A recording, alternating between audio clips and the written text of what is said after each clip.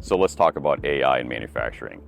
AI in manufacturing is primarily used in two places. AI for part modeling as you're designing the part and then seeing how it's going to flow as you're creating the part as it's going through its part transformation process. And secondly, where you use it in predictive maintenance, AI for maintenance. So getting into a little bit deeper conversation on AI for part modeling is you really have a unique opportunity to input a lot of different variations to part modeling as you're moving that part through its process.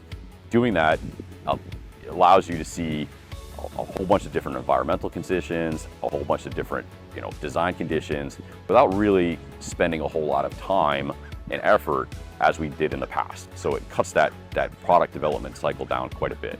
Now, when it comes to AI for maintenance, what you're seeing is predictive maintenance when it comes to seeing if an asset family group is going to fail, because you'll be able to see other factors that may influence specific components, specific parts, and then predict over time which ones are going to fail sooner or later for that matter.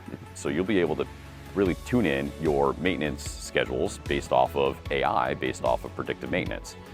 So those are the two big opportunities that AI brings. What does Quickbase have to do with AI?